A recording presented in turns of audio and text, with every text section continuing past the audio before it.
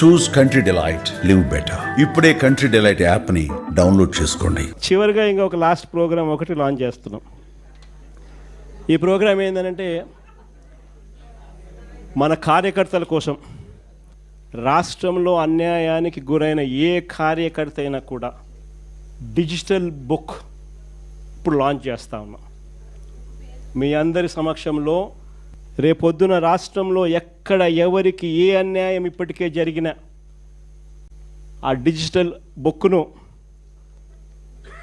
వీళ్ళు దీన్ని ఉపయోగించుకొని రెండు రకాలుగా ఈ డిజిటల్ బుక్ పనిచేస్తుంది. /digitalbook/vySRCP.comలోకి వెళ్ళి ఎంటర్ అయ్యి మీ ఫోన్ నెంబర్ను టైప్ చేయగానే ఓటీపీ వస్తుంది.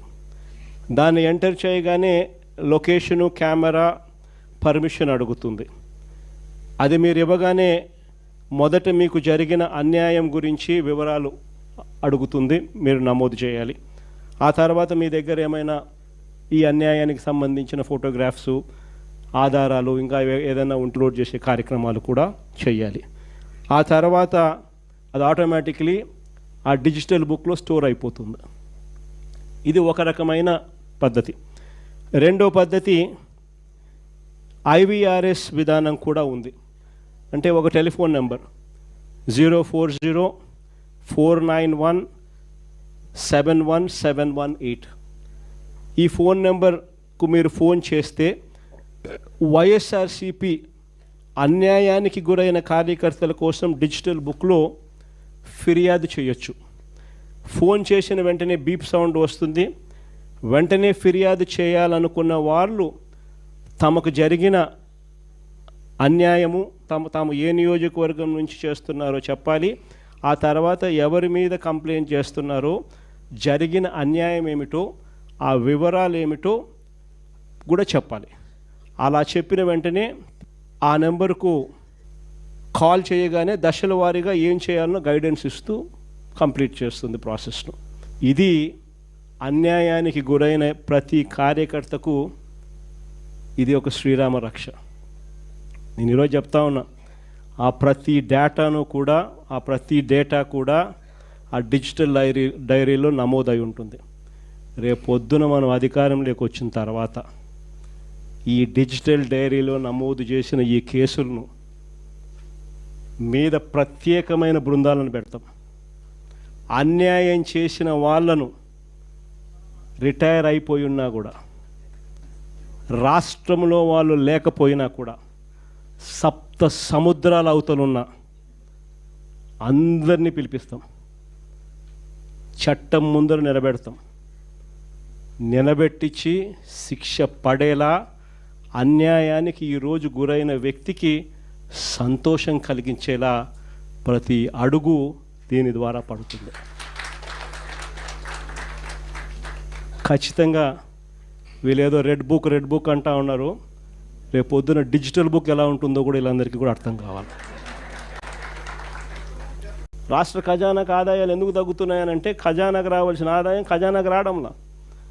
మన హయాంలో ఇసుక ఎగ్జాంపుల్ చెప్తా, 750 కోట్లు సంవత్సరానికి ఖజానాకు వచ్చేది. ఈరోజు ఖజానాకు రూపాయి రావడంలా. ఇసుక రేటు మన హయాంలో కన్నా డబల్ రేటు. అంటే ఆ ఆదాయం ఖజానాకు రాకోకుండా దారి మళ్ళుతా ఉంది. తెలుగుదేశం పార్టీ వాళ్ళ జోబులు లేకపోతా ఉంది.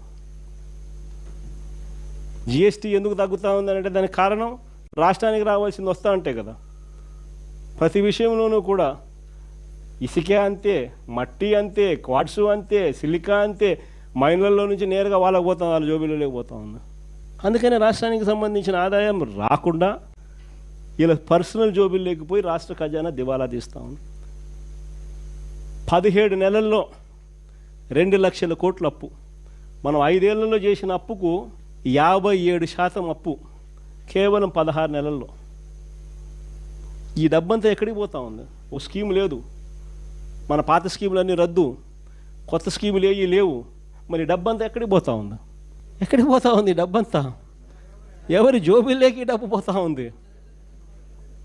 నిజంగా ఈరోజు పరిస్థితి రాష్ట్రంలో ఏ స్థాయిలో ఉంది అనేదాన్ని చెప్పడానికి ఎన్ని నిదర్శనాలు.